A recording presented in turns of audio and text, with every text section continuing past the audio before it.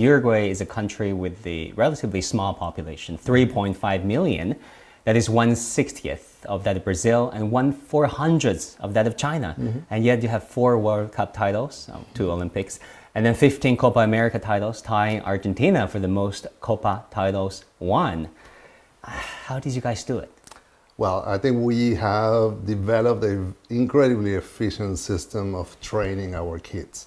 And our kids are exactly the same as any other kids in the world. But the way that they are being trained in an extremely professional environment and with a very professional methodology, I think really generates something different. And we are generating superstars constantly. And if you ask me, but what is the secret of this training? It is extremely professional. Our little kids, they are 3, they're 5, they're 7, and they are competing. They have real competitions, and they have the pressure of their parents and their neighborhoods and their schools, but the competitions are real. So when they grow up and they are 15, 16, and sometimes they have to leave Uruguay and go to Europe because they pay them more, they are not afraid of any stadium. They are not afraid of the press. They are not afraid of anything, because they have been under a super pressure of being superstars since very early stage. I mean, the only secret is training, plus some Uruguayan milk, some Uruguayan beef, that I think it also we'll plays get to a the very dairy important product, role. the wine and the beef later on. Well, kids don't drink wine in Uruguay, I have to say. But if you think about it, in China, it was proposed as an either-or proposition. When I grew up, it's either you go to academic school for real, study, go to university, or you play football for the rest of your life. It's an either-or option for them. But in Uruguay, I suppose that academic studies do not necessarily exclude a soccer career. No, and I think it's not one thing or the other.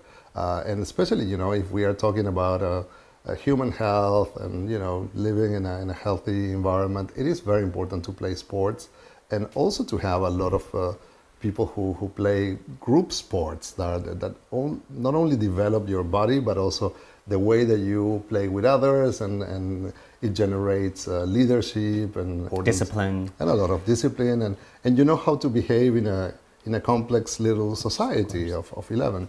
What do you think went wrong with Chinese men's soccer team? That is the most asked question, not just by some global observers, but by Chinese ourselves.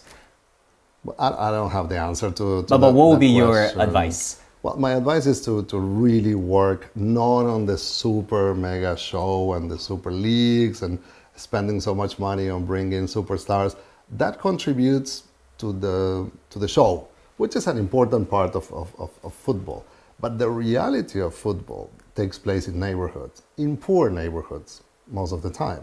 I mean, our soccer players don't come from the Super League, blah, blah, blah. I mean, if you talk to them, I mean, they were playing hard. Nunez come from very poor neighborhood. For little cities, 100,000 people cities in Uruguay. And, Cavani and Suarez, they come from the same city. So imagine 100,000 people city that generates 2 mega superstars. What's going on there? But nothing related to money. Nothing related to mega infrastructures. A lot related to love, passion, training, professional things. So it's about the right time that those kids need in order to enjoy the game, and the right training to make them feel that they can really do a career and advance. So.